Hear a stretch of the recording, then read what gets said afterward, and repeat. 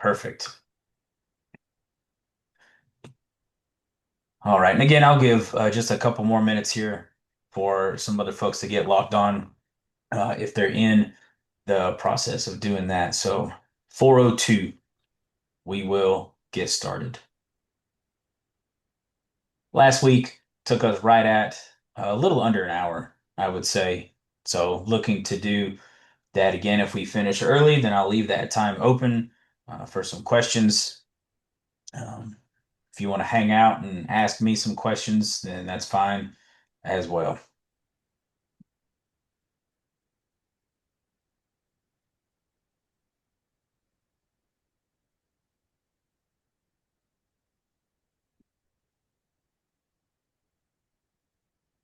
In the meantime, if you wouldn't mind, go ahead and scan that QR code.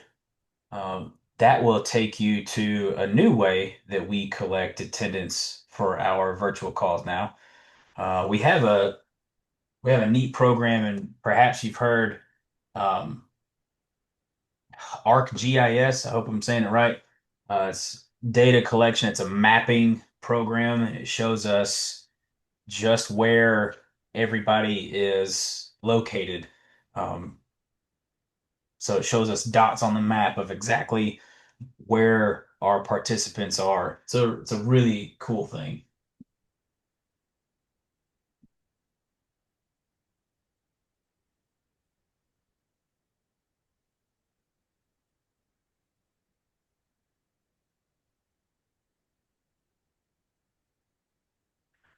All right, so we're going to go ahead and get started here in the interest of everybody's time. First, thank you all for being here. For those that aren't able to join us tonight, I am recording the session, so you will have access to that. I've gotten a couple emails from folks saying can't be there tonight. Where do we find the links? Where do we find the recording of the sessions? So last week's recording and today's recording will be sent out in mass email, just like the invites are. So I'm putting those two together. They'll be separate links and they'll actually take you to YouTube. That's where we upload the videos for this too. But you'll get those two separate links because it's all the PBL components for the two calls. And then we are actually, spoiler alert, um, updating our website. And so something that I was sharing with some folks at one of the trainings we did over a year ago now is that we are working to get a page on our website specifically for the CTE integration process. So that's happening. It did happen.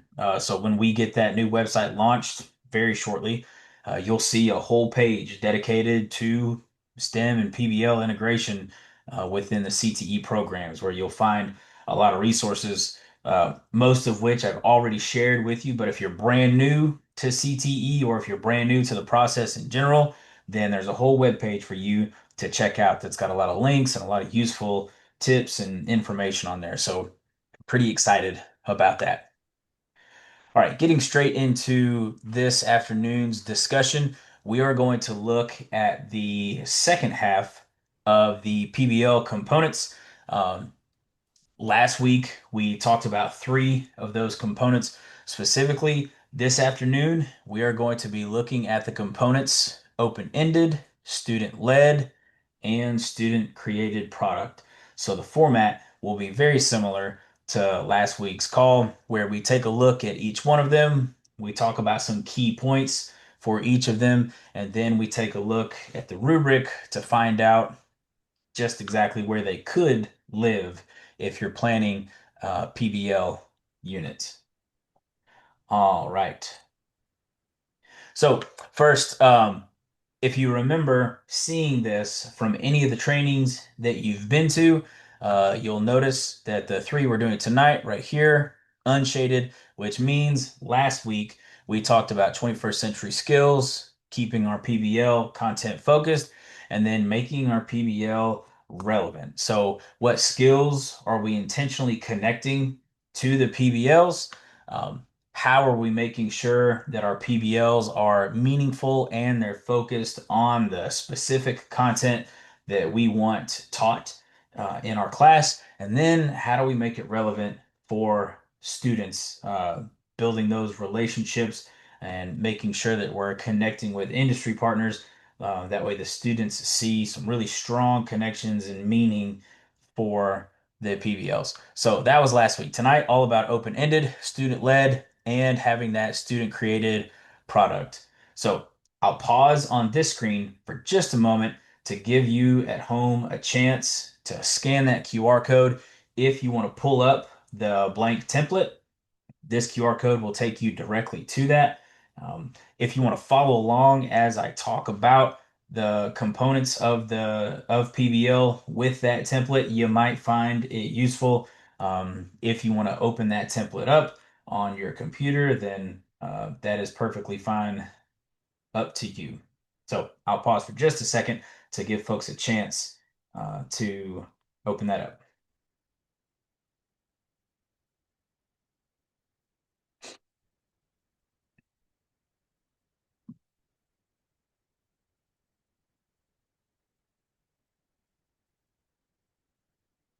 Okay, what I'm also doing is putting that direct link in the chat. So if that QR code is not working for you, or you can't click that QR code on your computer screen, then go to the chat and I put that link in there. It should take you directly to Google Doc.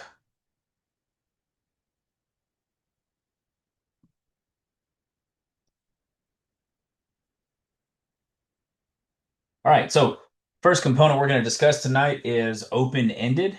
So when we talk about making sure our PBLs are open-ended, what is it that we really mean?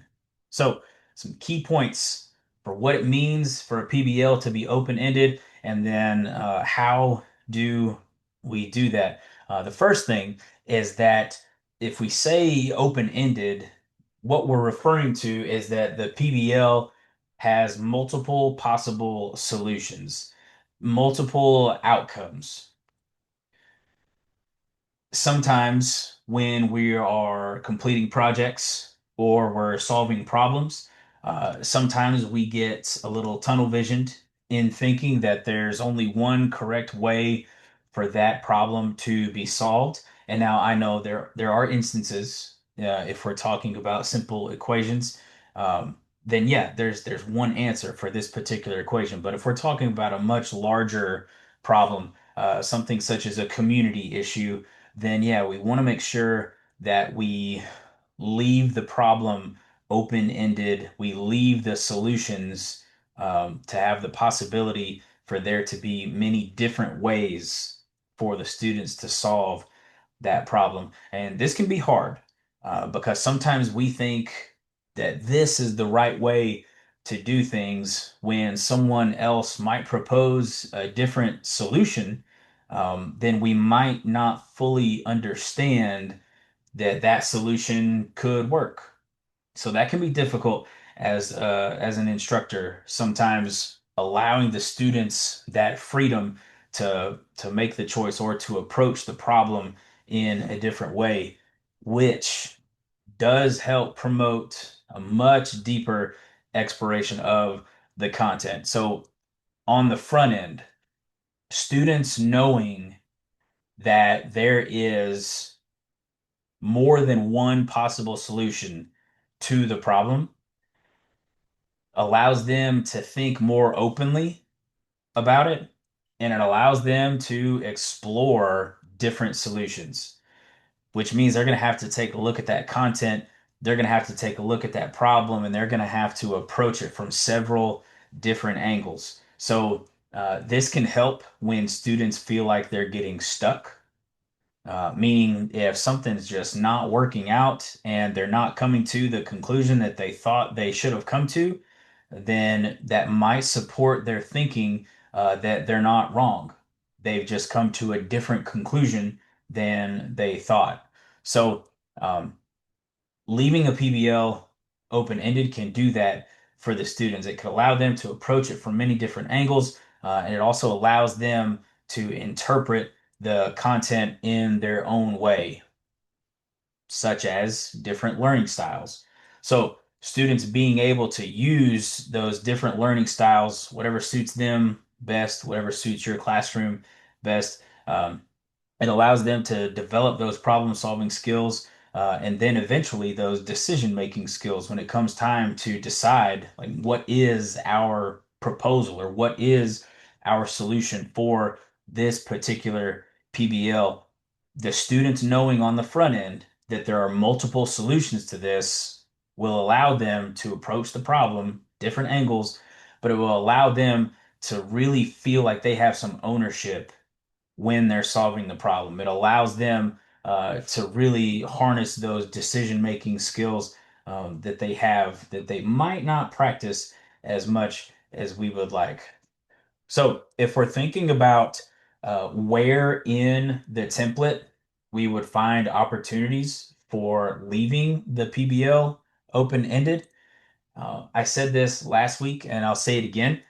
What I did was I went into the template that you all have a copy of, and I just highlighted those areas where we would definitely see some opportunity for that specific PBL component.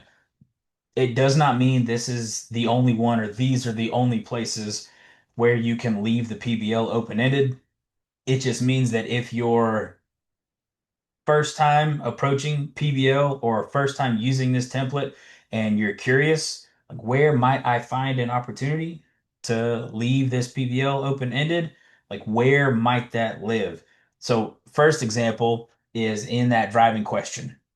So making sure that the driving question tells the students what they're going to be doing, but it doesn't tell the students exactly how they're going to do it. It doesn't say that we're going to create a PowerPoint presentation about this specific community issue.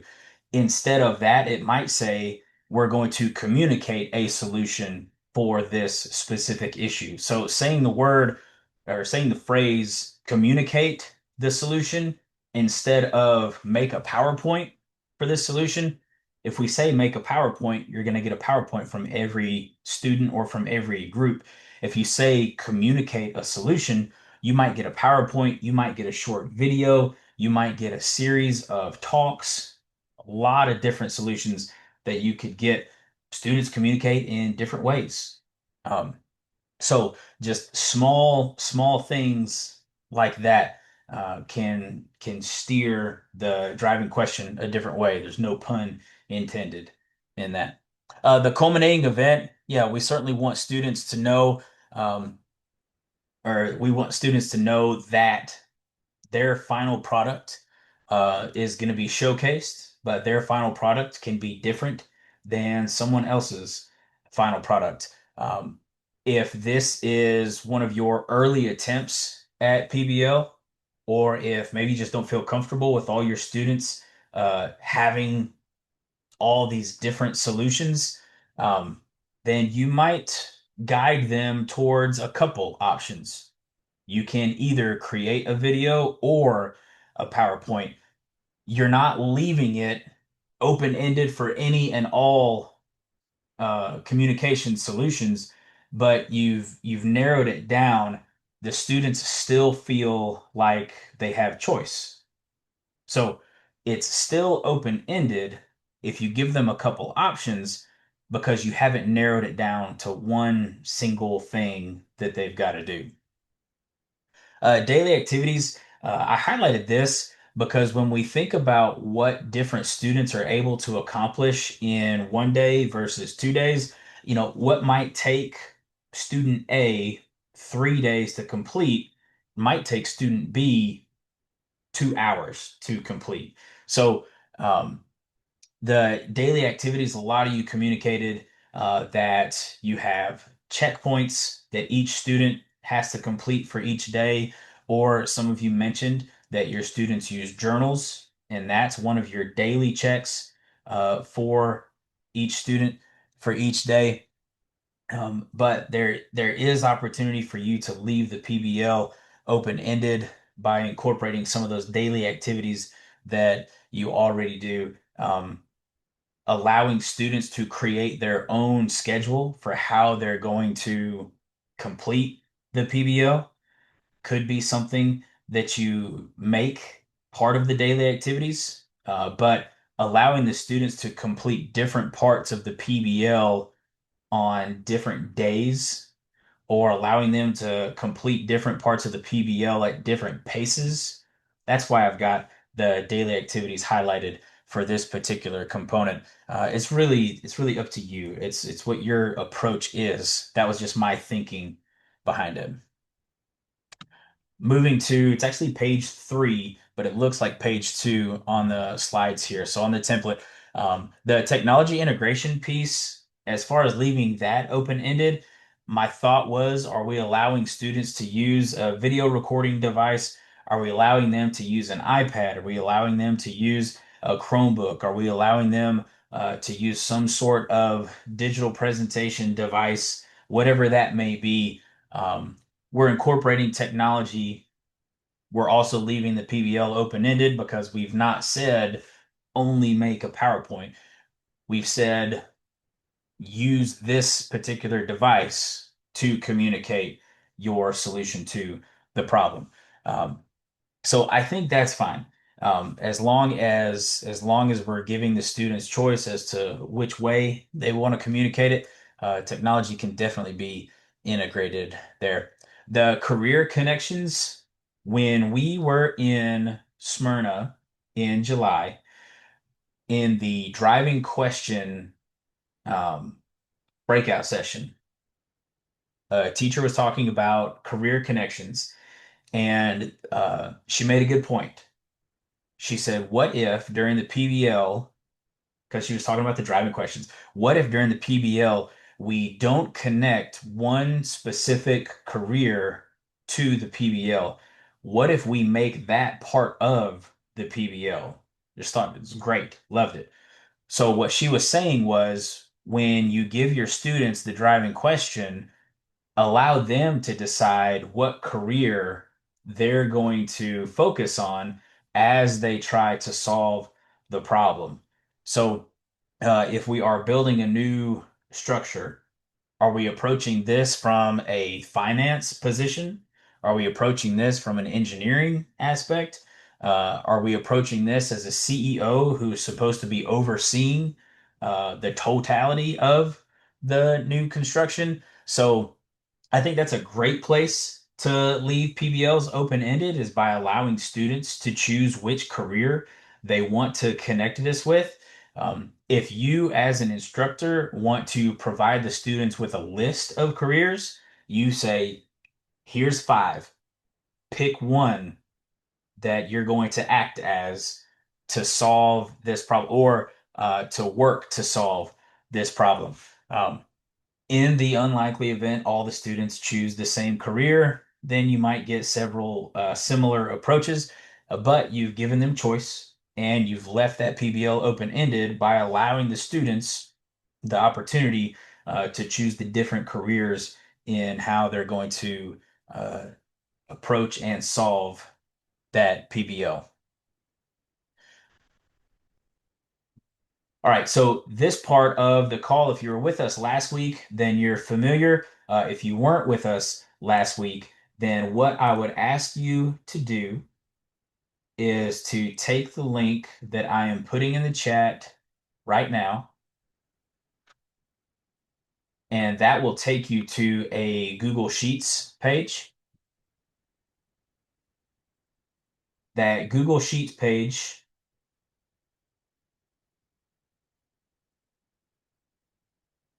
will have a page that is labeled open-ended, and I'm typing that in right now, and it's going to be the 4th page.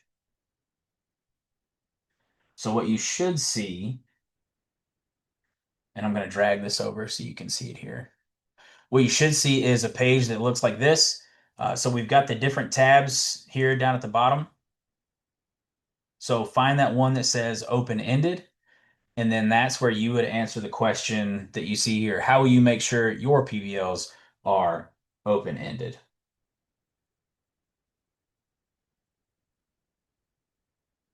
And so I'll pause for just a couple minutes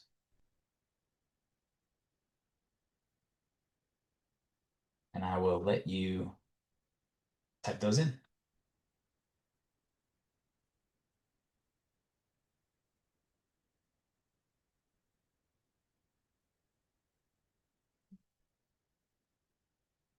And so for my folks that are watching this video in the future, um, you might find it helpful to open this spreadsheet on the front end.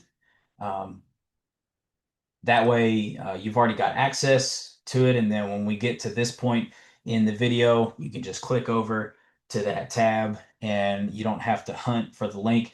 It will be included in the email that you get from me. So you'll see a link to the template and then you'll see a link to the spreadsheet with this information on it.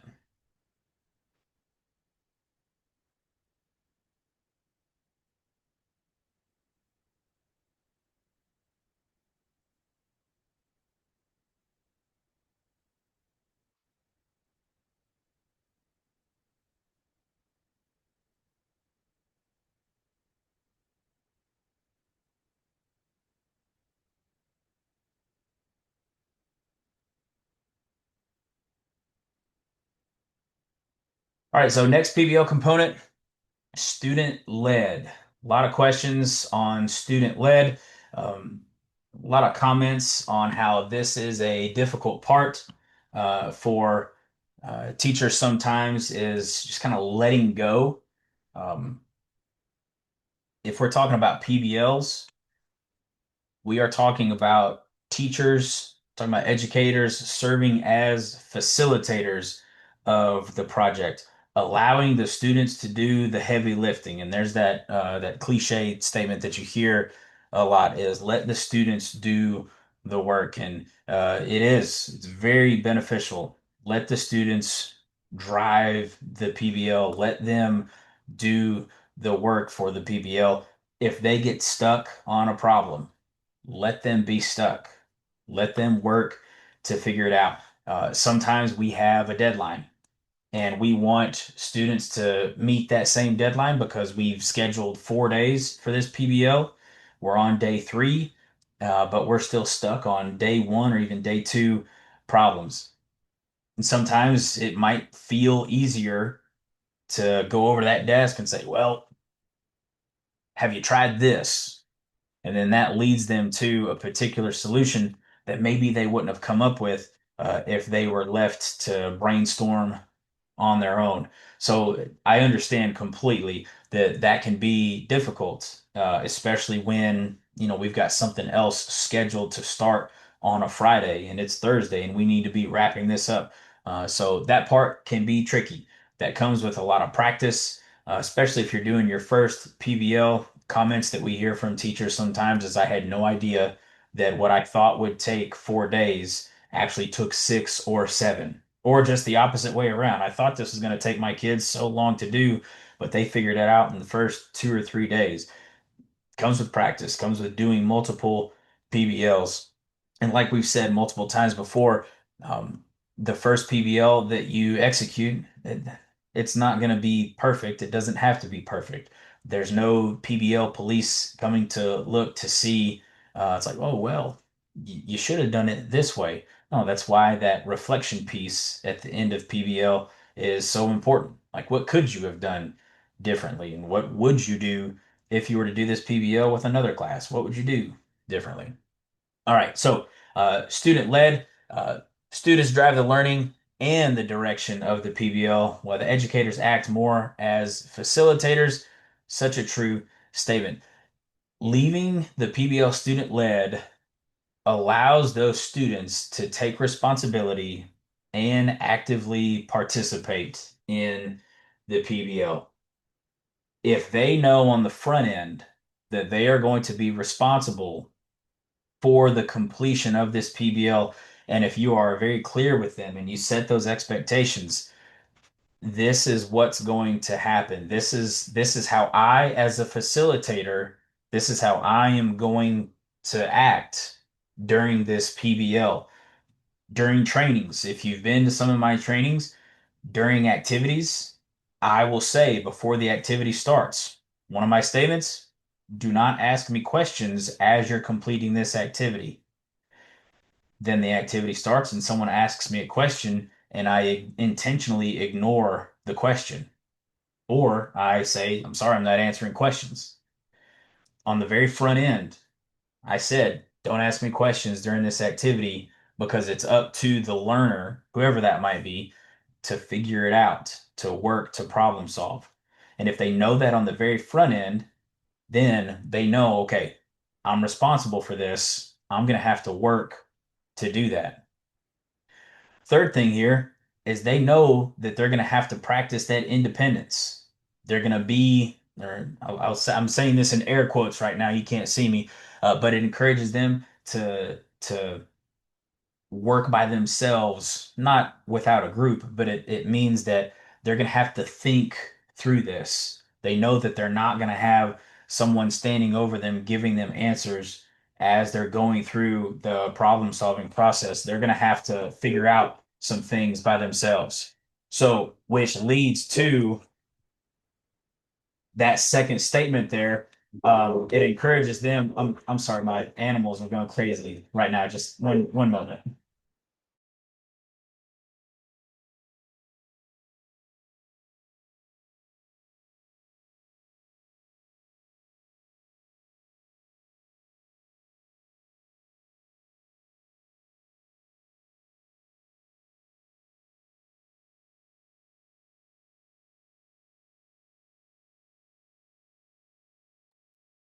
All right, my apologies.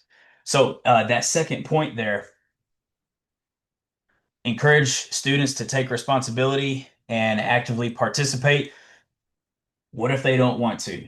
And so that question sometimes in our head, like what if they don't want to take the responsibility? What if they don't want to actively participate in the PBL? My first question is why not?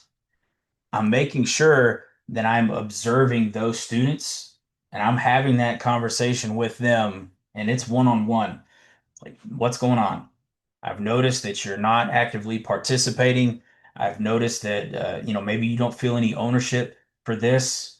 Maybe there's some type of underlying reason that they're acting this way or they're not wanting to participate. So, my suggestions for students that don't seem to want to take responsibility or students that don't want to actively participate, I'm having that one-on-one conversation. That's going to allow me to continue to build that relationship with that student. It lets them know that I'm paying attention to them. It lets them know that I'm not going to tell them what to do and I'm not going to let them slide by not participating. We're not going to be in a group of three or four students where two of those students are doing all the work. As a facilitator, as a manager, I'm going to ask, hey, what's going on? You're not participating. You're leaving your group hanging. Try to get down to that reason why the student isn't participating. That can start with setting clear expectations of every student in the classroom. During this PBL, this is what we are expected to do. Build a strong performance-based rubric. You see that on the template that we'll look at in just a second. But that performance-based rubric, hold every single student accountable, hold them to that rubric, and hold them individually to that rubric. If you're grading on a group basis, one of those students might feel like they're going to be sliding by. If the whole group does everything and we get an A, then I didn't really have to do a lot. I'm going to get an A too. Not the case. If you're struggling with a student participating, make sure that they know that they are going to be held to an individual standard with the other students on that performance-based rubric. The last piece of advice that I have here, if you notice that some students continuously do a certain task for PBLs, the next time you execute the PBL, or maybe you try it on the first time, you hold an interview process for the specific jobs within a group. And some folks, some teachers right now might be thinking, who has time for that? If you want to ensure that every student feels responsibility, they feel ownership of that particular PBL, then that's something that I would strongly suggest building into the time for the PBL. It may not take as long as you think if you hold quick interviews with those students to find out who are my task keepers going to be, who's going to be my project managers, who's going to be my lead designers. And you talk about you'll find that you have some students just jumping at the chance to get to draw sketches during class for their group.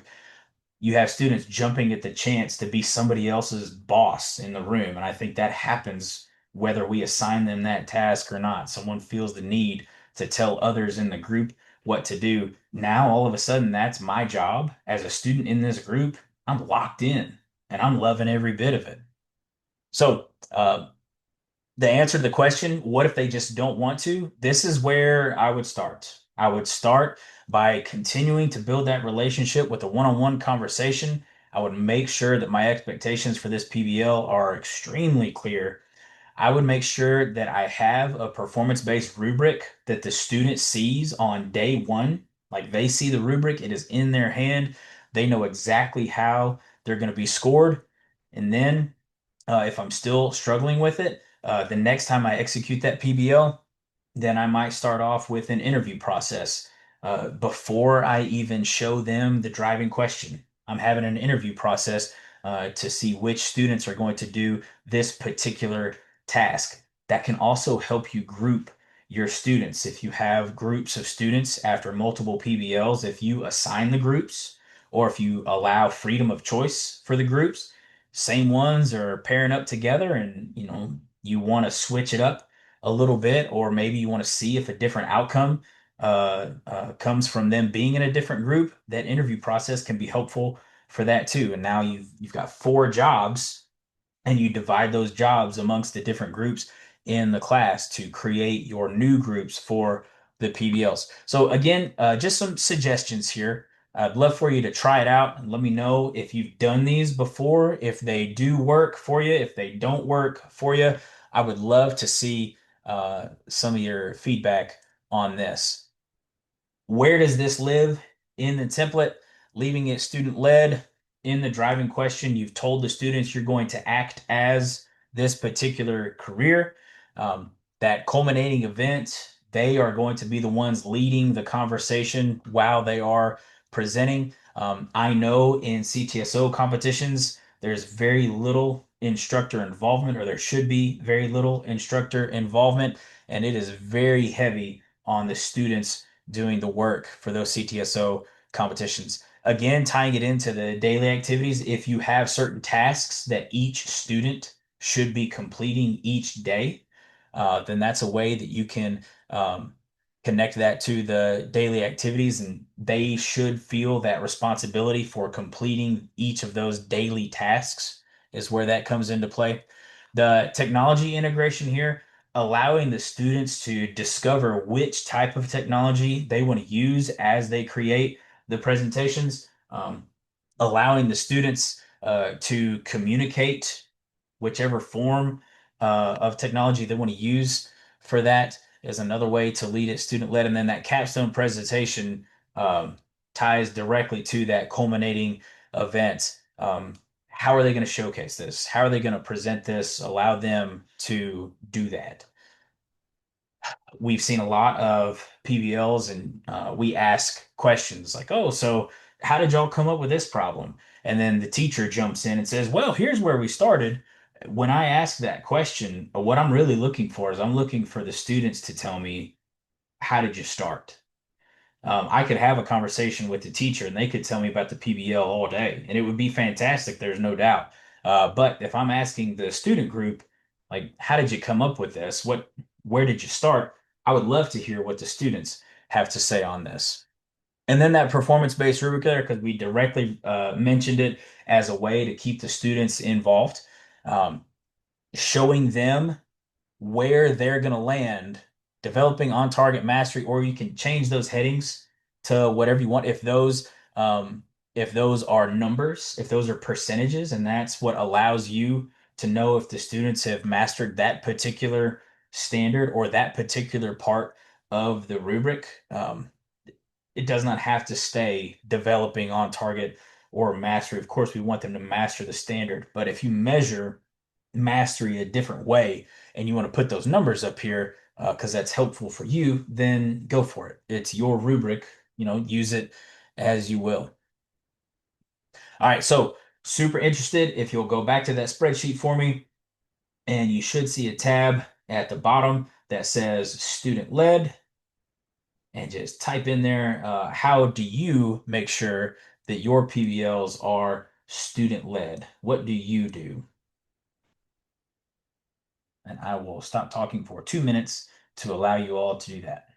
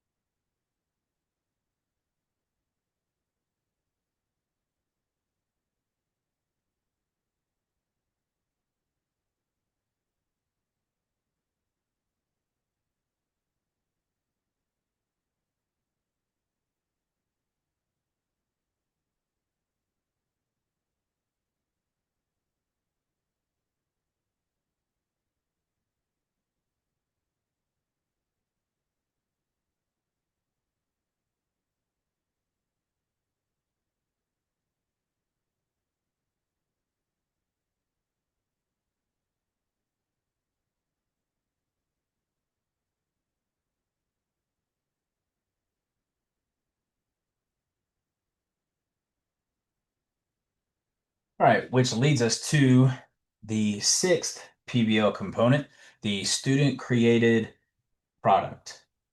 So, when we talk about a student created product, what we're talking about is just that, an outcome that is created by the student. So, this could be some type of physical build, a report, it could be given verbally, it could be a digital work, such as a presentation, a video, a graphic, poster, brochure, just all the different things that you might be able to imagine a student could create. Um, when we say product, we don't mean that it's something the students are uh, physically building every time. It doesn't mean that you have to have something sitting on a table. When we say product, what we say or what we mean is an outcome that's authentic and an outcome that is presentable. If it's not a physical build, but it's something digital, did the students make it? And is it something that they can present on? Is it something that can be showcased? If it's not a digital graphic, if it's not a physical build, if it's just spoken word, is it something that the students can successfully articulate to another group of individuals for their understanding? Which brings to the third point that whatever the product is truly demonstrates an actual understanding of the content. One of our facilitators at the Smyrna training, she had it up on one of her slides, and you can find it in the presentations that have been shared with you all in those links. Um, and this is going to be close to what she said, not verbatim. Um, said when the students are asked, "What did you do?" Talking about the PBL, what did you do? If their answer is in alignment with what the standard says, the standard that you are addressing, then you know that you've hit the mark. If their answer isn't aligned with the standard, then there might be a little digging that you have to do. But you might also want to go back and rethink parts of that driving question or rethink some of the PBL that you planned. And again, it doesn't mean that it's wrong. It just means that that's what happened. So um, no one's saying that, oh, the PBL failed because the students weren't able to do this. It's like, no, we just need to rethink the next time we do this PBL. And maybe we need to revisit part of the PBL so the students do master that content or that standard, whatever it was that you were trying to get them to know. So, outcome created by the student, something that's authentic, something that's presentable, demonstrates an actual understanding of the content. And again, it doesn't have to be something that sits on a table. It can be something that lives digitally, or it can be spoken word presentation. Where do you find opportunities for this in the template? Definitely in the standards. We want whatever that product is to align with whatever standard it was that we wanted the students to learn. We wanted the students to master. In the PBL summary, um, if you are describing what's going to happen during the PBL, um, we want to make sure that we leave it open-ended enough to where we show that there are multiple possible solutions to this. But in that PBL summary, we are saying this is the question that we want the students to be able to answer with whatever that product is. The student created product connecting to the driving question is as, and then whatever the career is, how can we develop a solution for? So, how can we develop a solution? That's where the student created product is going to be connected there because you're telling the students this is the problem we're trying to solve. And again, remember, we're not telling them exactly how to solve it. We're using a PowerPoint to do this. No, you're creating a method of communication to solve the problem. The culminating event, most of the time for that culminating event, whether it's a showcase, whether it is some type of fair where the students are presenting what they did, um, can their product be displayed or can their product be represented at that particular event, whatever it might be, on the second page or the third and fourth page if you're printing this off. Um, that student created product can be some type of presentation through technology, some type of graphic brochure for allowing them to use Canva, any of those programs that do that. The capstone presentation, again, this is where we're allowing the students to tell us what they did. Like, I see this thing sitting on a table. It might not be obvious to me what that thing does or what it's supposed to do. What problem does this thing solve? Can the students communicate that to me? Can they write a short report that tells me this is what this thing is supposed to do, or this is what this thing represents? And then, how do I grade the product? Is it subjective? Is it objective? Hopefully, the students have already seen that rubric. Hopefully, they already know this is how I am going to score, and then whatever percentage you're aligning with. This is what I have to do in order to master this standard or in order to be on target with the standard. So, again, they know on the front end, this is what's expected of me when I make something or when I perform something. This is what it's going to have to do. All right, you guessed it. So now we're going back to that spreadsheet. How will you make sure your PBLs have opportunities for student created products? And then that's the last tab that you see there. It says product at the bottom, and then at the top it says student created product.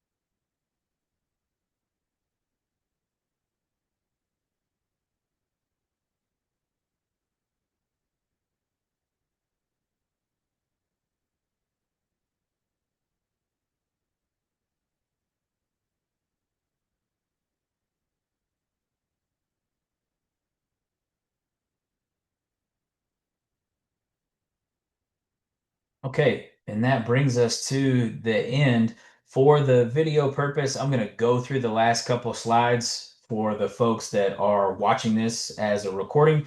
And then I'll come back to my folks that are live tonight for questions that you want to ask. Um, but if you are watching this as a recording and you do have questions, you have my email because you've received this video. If you're watching this video from a link on our newly updated website, then my contact information is going to be at the end of the slides here. So just to go through these as a reminder of the upcoming workshops, I know the first two were back to back. That's intentional because we were focusing on the PBL components. We are going to take a bit of a break and we will be back together on September 23rd at the same time.